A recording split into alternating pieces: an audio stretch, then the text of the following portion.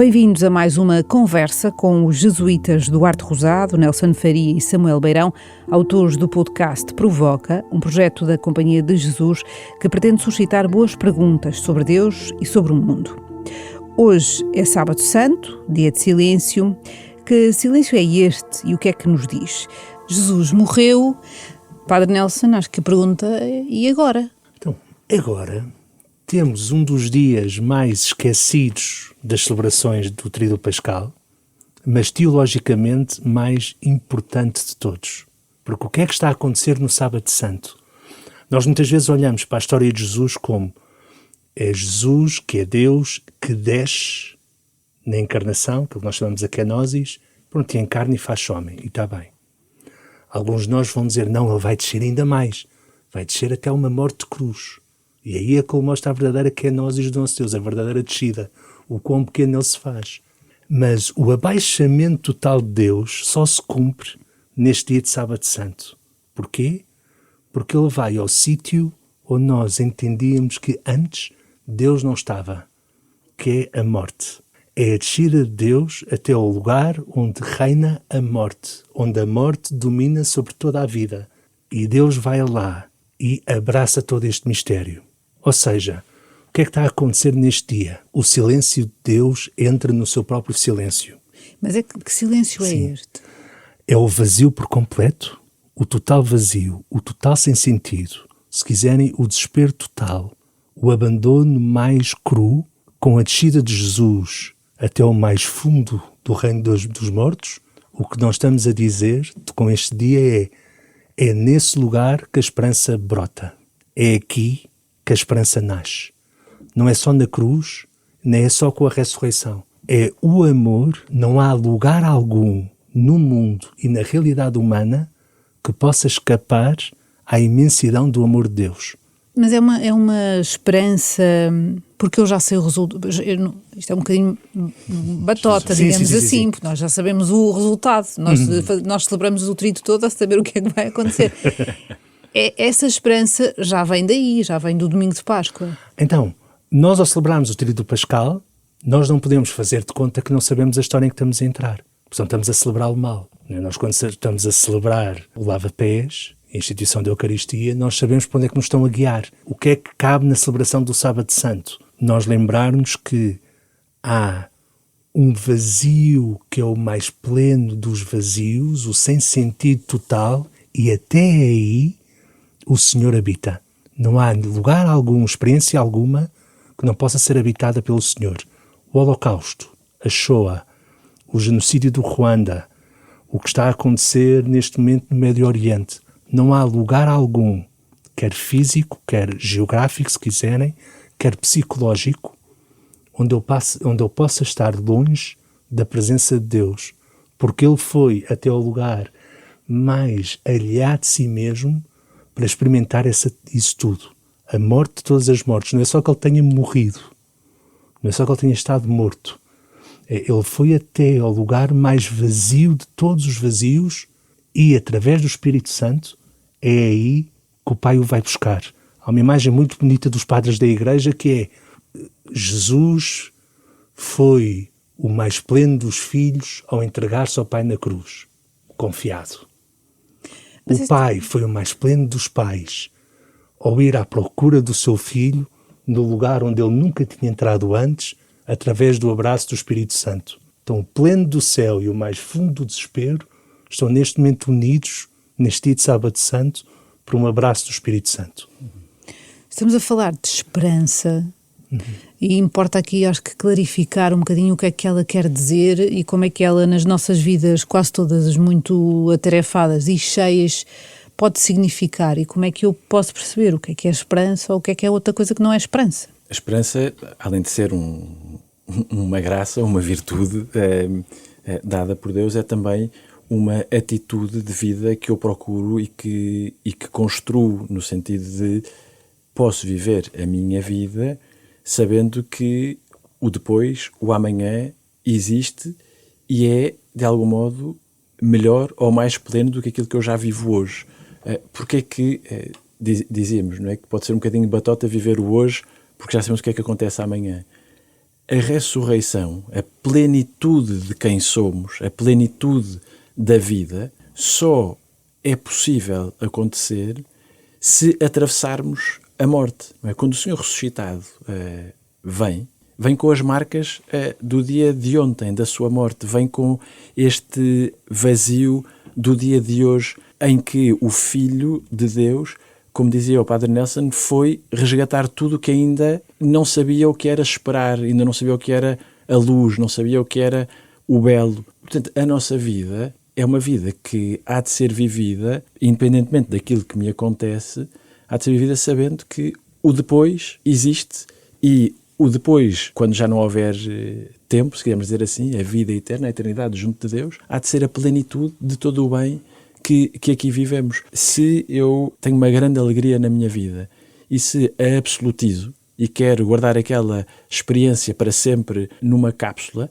isto de algum modo também é uma falta de esperança, não é? Ou nas redes sociais. Ou nas redes sociais, ou quando sou promovido no trabalho, não é? E de repente quero ficar sempre ali. Isto também pode ser um sinal de falta de esperança, que é, tenho medo de não ter melhor, então agarro-me aqui. A esperança é esta confiança quase intrínseca que há uma plenitude de tudo o que é bem e belo hoje aqui, sabendo que a ressurreição, esta plenitude, precisa da morte para ser inteira, total. Sei que conversam com muitas pessoas, ouvem muitas pessoas, mas à luz daquilo que estamos aqui a falar, não é? O que é que se diz, por exemplo, a uma mãe que acaba de perder um filho, alguém que está no meio da guerra, enfim, que ficou gravemente doente? Depois, na prática, como é que se dá aqui um salto? Que acho que é assim a chave, não é? Muitas vezes não se diz nada, como é óbvio, é isso. Muitas vezes acompanha-se só no sofrimento e chora-se com essa pessoa se for preciso. Numa segunda fase em que nos calamos perante uma coisa que não tem grande resposta e que nós não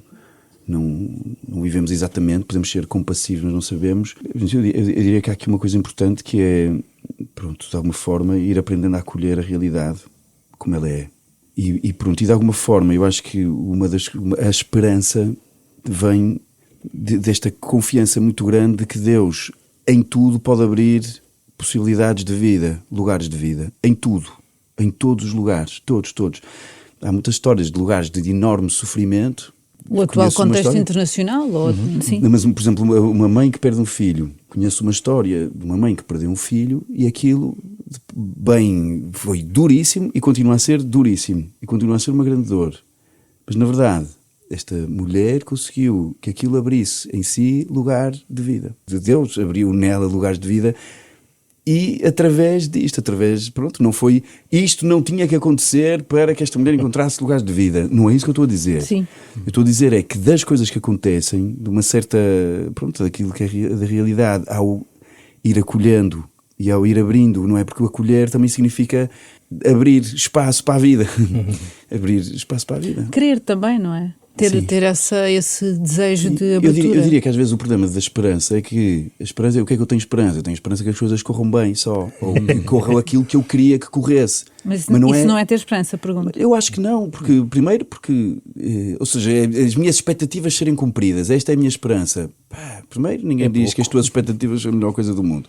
Em segundo lugar, a vida pode não acontecer assim, e muitas vezes não acontece.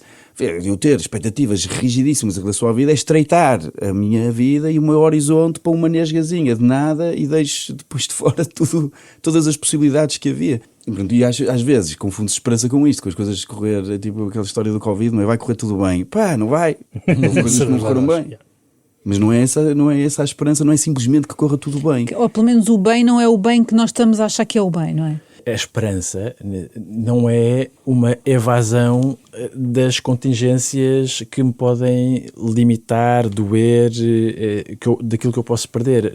A esperança nem sequer é uma evasão à dor, ao sofrimento. É viver com realismo e sem resignação, mas com aceitação, aquilo que me é dado viver e perseverar aí, que isto também, acho que nos dias de hoje... Mas não baixar os braços. Não baixar os braços, no sentido de... Estou a pensar no contexto internacional, não é? Ok, temos uma série de guerras, não vou baixar os braços a achar que, vou ter esperança e isto agora vou ficar aqui, neste lugar, sem fazer nada. E nem sequer baixar os braços no sentido de vou-me desentender porque a guerra está tão longe e é para os poderosos que eu não posso fazer nada em relação a isto. É olhar para mim, para a minha condição, para a minha circunstância, a partir desta minha realidade, o que é que eu posso fazer para anunciar que o mal, a dor, a morte não são o lugar onde o ser humano deve habitar? A questão de ser a esperança é: onde é que está a minha esperança?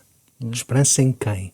Esperança em Deus. Porque estás triste, minha alma, e desfaleces. Espera em Deus, ainda o hei de louvar. Reza o Salmo 42. Isto é a esperança. É eu saber, e o Sábado Santo está-nos a tentar apontar isto.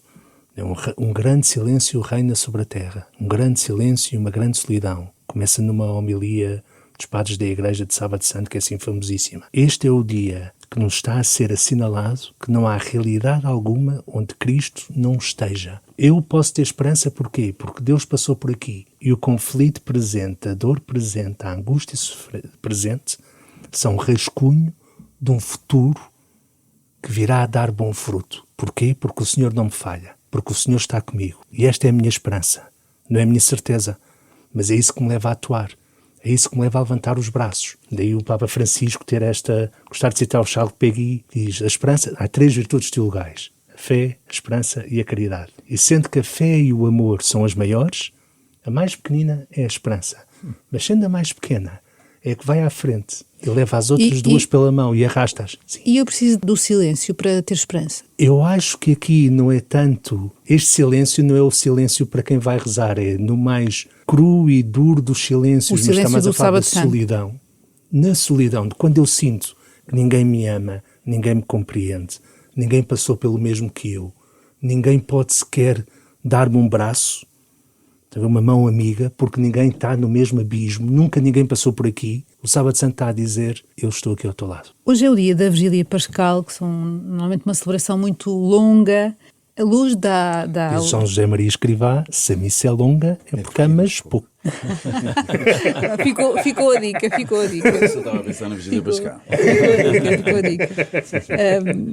E é uma celebração de uma passagem da escuridão à luz. Aliás, até do ponto de vista, começamos fora da igreja, às escuras, luz. Mas às vezes, interiormente, parece que está tudo igual. O que se pode fazer se está tudo igual? Ou seja, se eu não estou a achar que tenho capacidade de viver aquele dia, que é provavelmente o mais importante para nós católicos. Eu diria que Sábado Santo, ou seja, sem entrarmos depois no mistério da Vigília Pascal, mas Sábado Santo... Desculpa, a tua pergunta é para nós, como é que nós vamos viver a Vigília Pascal? Sim. Mas isso? Ok, então pera. Rebobinar. A poderosa peça continua e tu tens uma palavra a dizer. E tu podes contribuir com um verso. É um poema de Tennyson, absolutamente genial, e é isto que nós dizemos em cada Vigília Pascal. Há um drama, há uma peça de teatro a decorrer. Ela está a decorrer desde o início dos tempos, desde que era tudo escuro e se fez luz. Assume o teu lugar na história da salvação. Assume que fazes parte desta história que te antecede e vai continuar depois de ti. E qual é que é o papel? Qual é que é a tua fala? Eu acho que esta é a maneira como nós temos de entrar bem na Vigília Pascal. Há uma história que começa antes de mim, que vai continuar. Que palavra que eu quero ter? E pedir ao Senhor que me inspire essa palavra no meio de tantos símbolos. Independentemente desta coisa que nós todos hoje queremos, que é de sentir alguma coisa ou de... Pois claro, até porque muitas vezes a minha vida, o que está a acontecer não está compassado com o ritmo litúrgico. Isso acontece ao longo de todo o ano, pode acontecer também no Tríduo Pascal, que é as circunstâncias da minha vida não estão compassadas com o que está a acontecer.